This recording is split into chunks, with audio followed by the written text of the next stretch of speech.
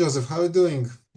I'm doing fantastic. How are you, Sergey? I'm fine, thank you very much. Thank you for being here with me today. Joseph De Veyra is here today. I'm Sergey Vasilenko, TNO of In-House Health. And Joseph, tell me about yourself, please. Perfect.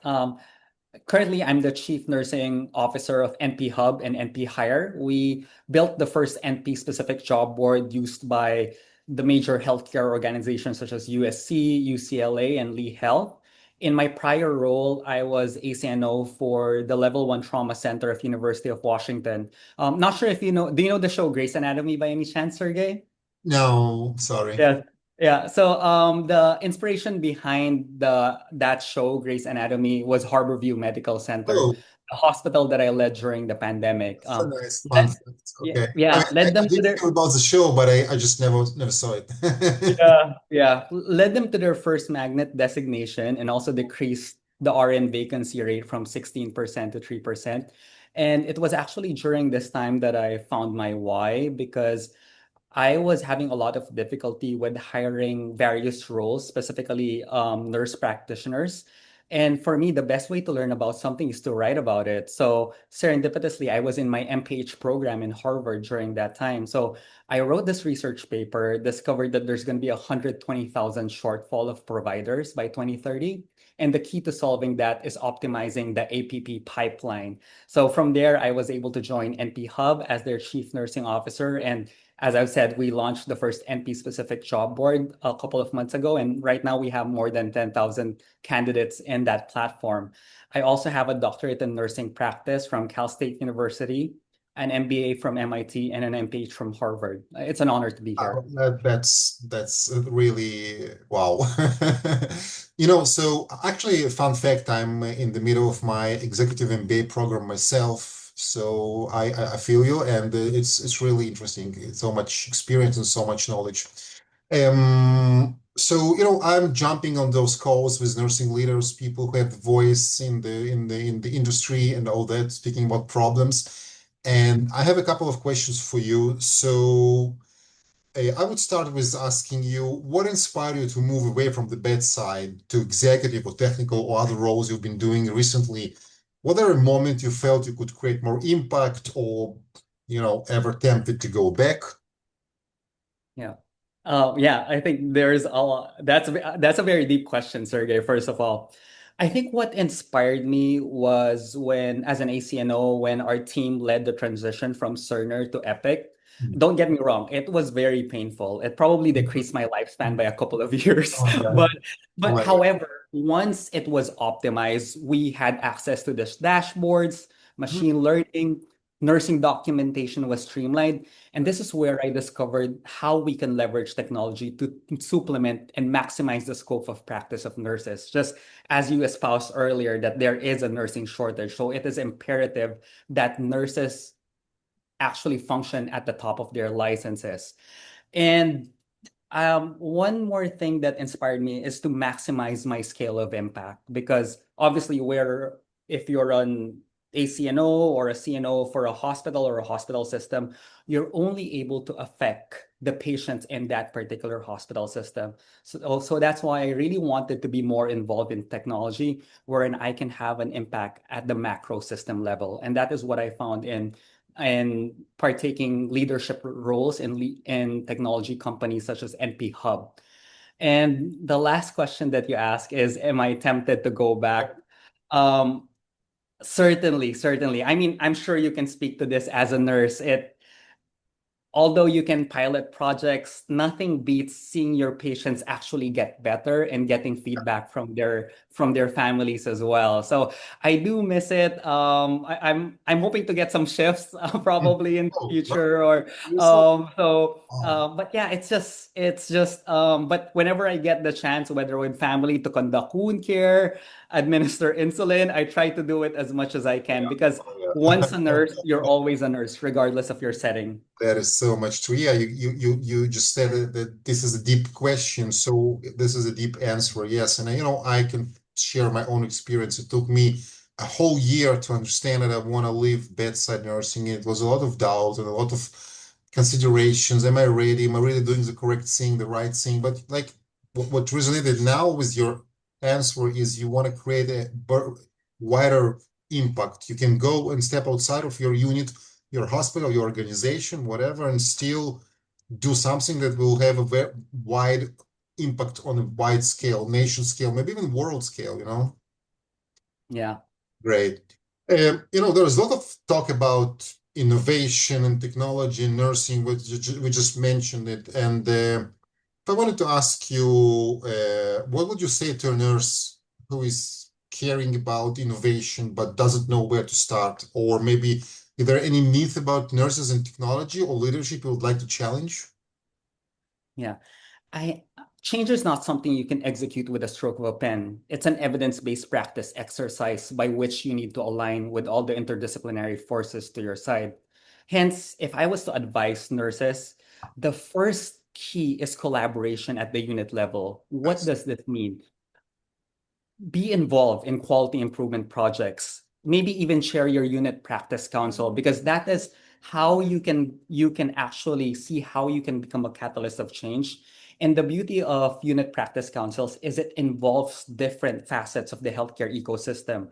Usually there's social workers there, physicians, and at times, especially in large academic medical centers, even nurse leaders in nursing informatics. And it doesn't have to be a big project. It doesn't have to be changing specific workflows. It can be as simple as a simple optimization in nursing notes. And then you involve the Epic team to optimizing that intervention. So start small, leverage small pilots, because at the end of the day, when you're getting interviewed by these technology companies, they will ask, how have you leveraged technology in your nursing career? And by being a part of the unit practice council, that is the perfect way.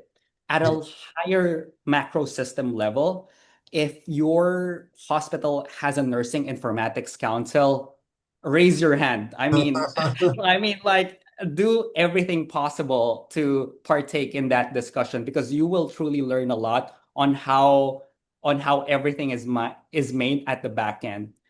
If there was one myth I would challenge about nurses in tech, is that new nurses cannot partake or lead quality improvement projects.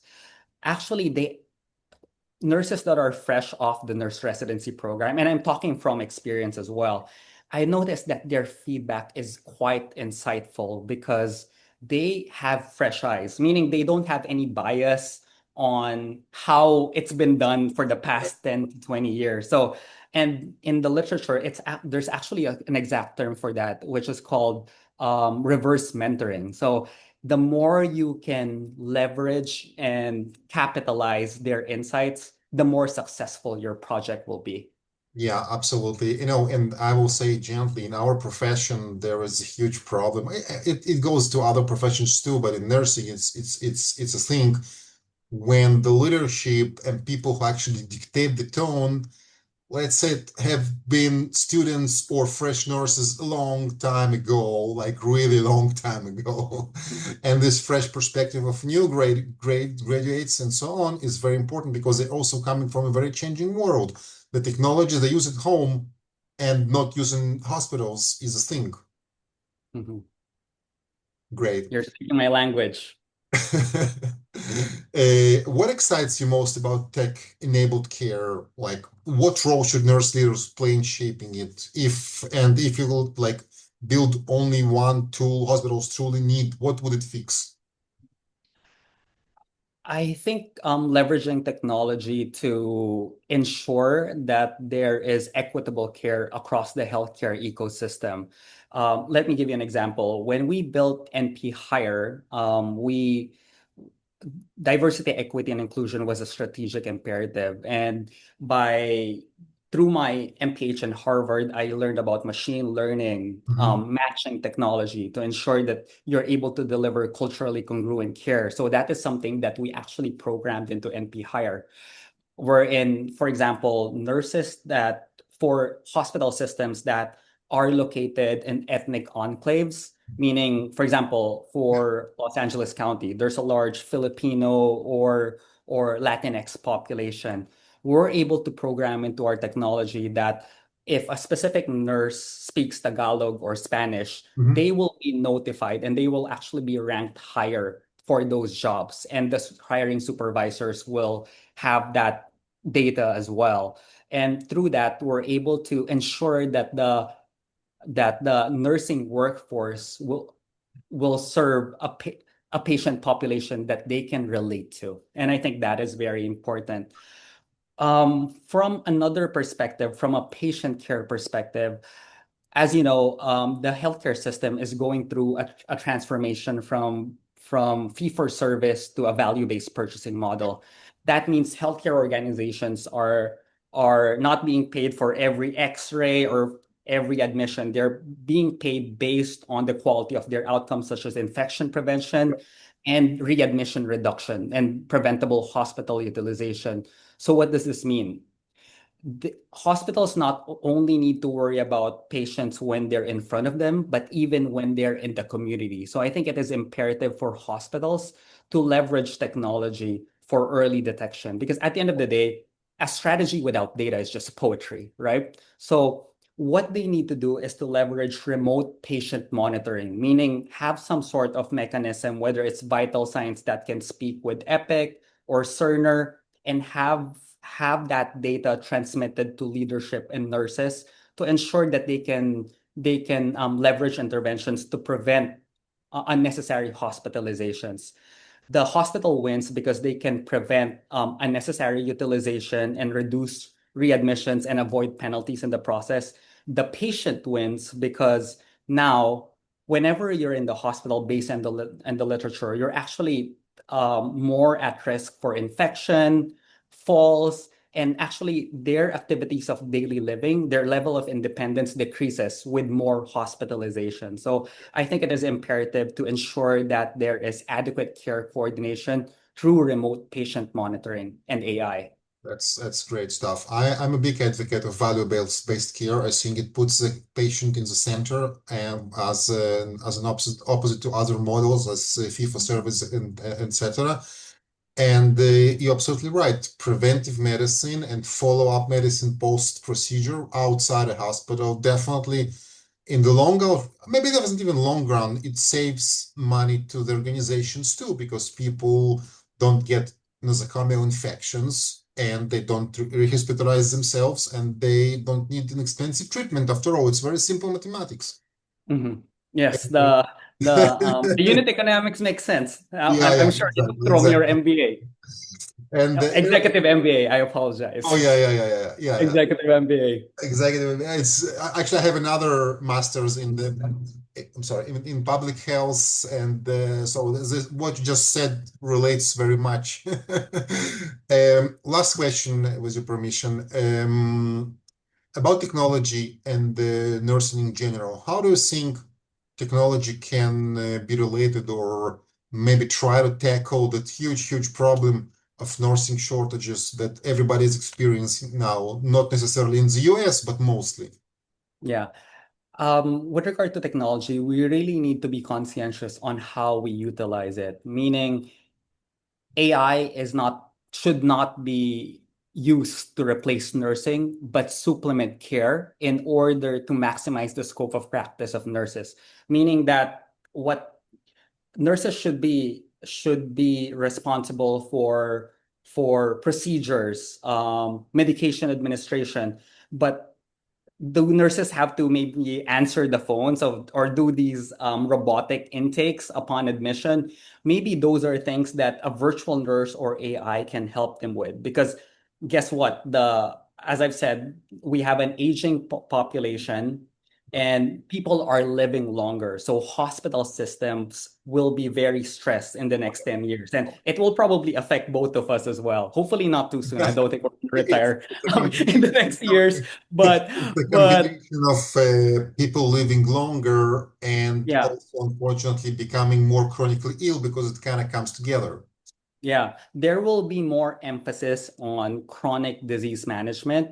So as I've stated earlier, there should be greater emphasis in managing patient activation once they are outside of the hospital, meaning they should have these remote patient monitoring mechanisms integration with their hospital systems wherein they can be notified, for example, if their blood pressure is elevated or their blood glucose has been elevated the past 3 days.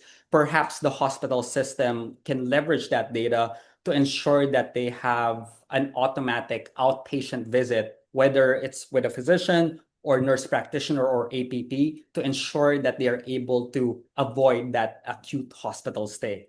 So I think that will be that way. It's also appropriate allocation of resources, Mhm. meaning that if you're a nurse in the hospital, this means that you'll only take care of the sickest of the sick, meaning patients who really need to have that bed. Yeah.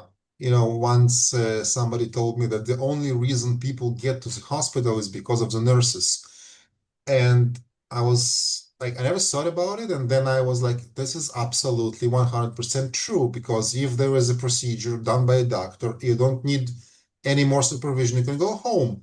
Why are you in the hospital? Because somebody looks at you all the time and you're not undergoing any new procedures. For example, usually because there is nurse next to you, around you, somewhere somewhere this is the only reason people to be in hospital. It's like, wow. And then you care of the sickest.